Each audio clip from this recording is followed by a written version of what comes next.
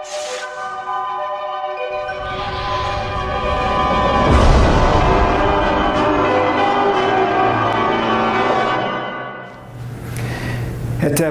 Assalamu alaikum, Namaste, Haru Nefer. This is Kasank Ma Keparu with another video for you.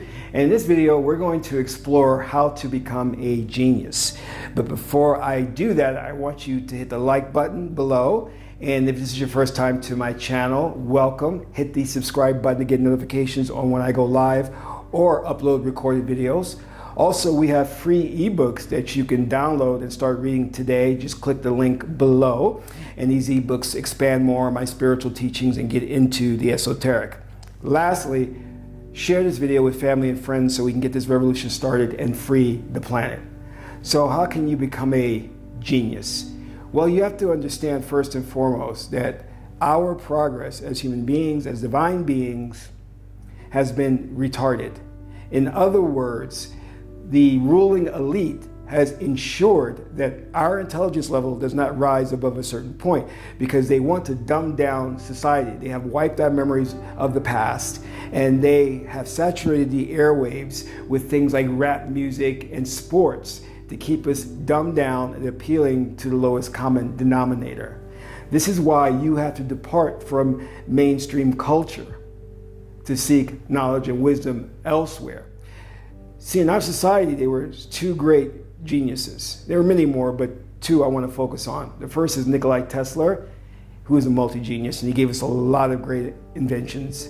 One is radio frequency. He had a constant battle with Thomas Edison, who stole some of his work.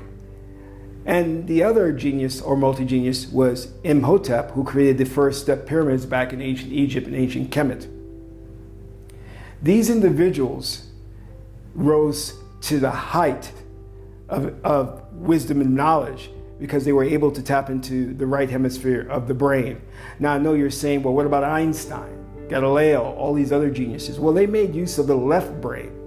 And this is what the ruling elite has done today. They have twisted the truth so that you think that intelligence is cunning and cleverness. And our modern university system is all about that. In fact, what they teach is inherited from the Greek teaching method or the Greek philosophers who believed in oratory skills, debate. That was their way of disseminating information. And if you were good at lecturing, if you were good at debating and philosophizing, they called you a genius. When in fact, we know that most of the geniuses came out of ancient Kemet, Egypt, and the Chinese ancient dynasties, where they produce things like the I-ching. Now, I'm going to give you some techniques that can help you to get to a higher level of consciousness, a higher level of intelligence.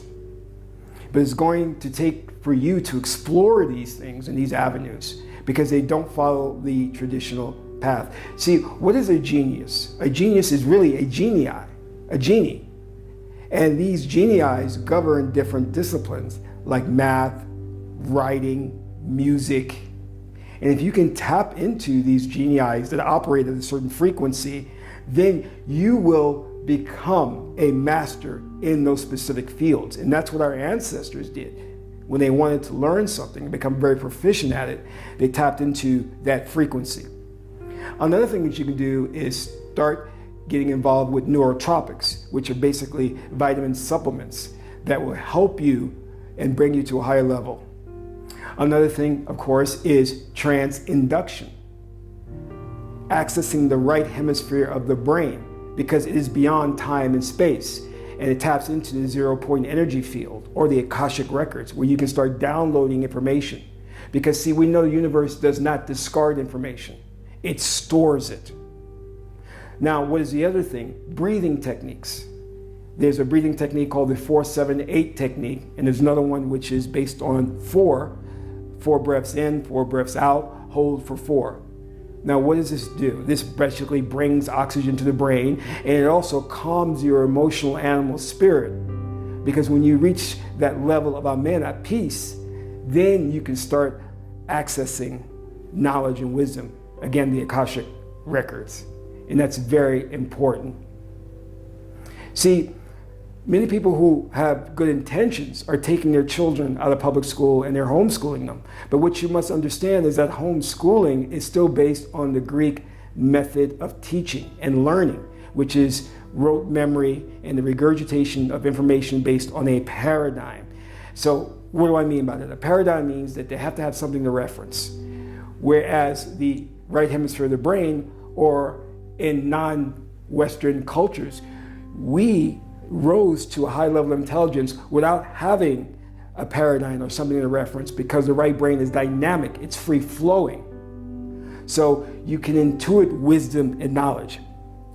There was a study done recently where they took individuals and they flashed cards to them, and on each card was an image, and they recorded the emotional responses that these subjects would have.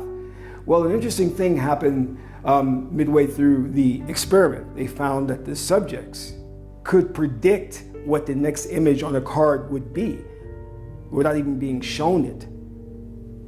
What that told the scientists at the time was that our knowledge, our wisdom, or higher faculties can predict things, and it goes beyond time and space. So you know without knowing. You intuit wisdom and knowledge without having to reference a book or study. That is some very important information. And we need to get back to that way of thinking where we're opening our third eye and accessing that information and that knowledge. The next way of becoming a genius is working with binaural beats or frequencies, because the Genie Eyes, the geniuses, genies, operate at certain frequencies. And if you can tap into those frequencies, then you will be able to master those disciplines. And that's what our ancestors did. They were masters at understanding vibration and frequency. See, they didn't use music just for the aesthetic appreciation of music. They really dove deep into understanding how the tones and the frequencies work for healing, for increasing intelligence, for a myriad of different things. But right now, all we're focused on is music and sports. Meanwhile, society is being dumbed down as a whole. Another thing that you can do is study the 100 monkey principle. And what that basically says is that information can be transferred from individuals who are in somewhat of the same proximity. So if you have a degree in math or calculus or whatever, and I don't understand it, merely by me being near you, that information can transfer from you to me, and I will acquire that same knowledge. Now, there are certain prerequisites and things that have to happen, but this is based on real studies. Again, the 100 monkey syndrome. And they were studying these Japanese mesquite monkeys. So I touched on just a few techniques that you can utilize starting today to raise your consciousness, to intuit higher knowledge and higher wisdom. Because understand that Tahuti is wisdom. Sebek is information. And in our society, information is everywhere. But you want wisdom. Because wisdom can solve a problem without creating 2 or 3 more problems in its wake. This is what Western society faces. We have raised up the left brain and cunning and cleverness to such a height that when we solve one problem, we've created 5 or 6 other problems. So therefore, we can't reconcile differences. And this is where you see manifest things like racism, sexism, political partisan, factions, wars.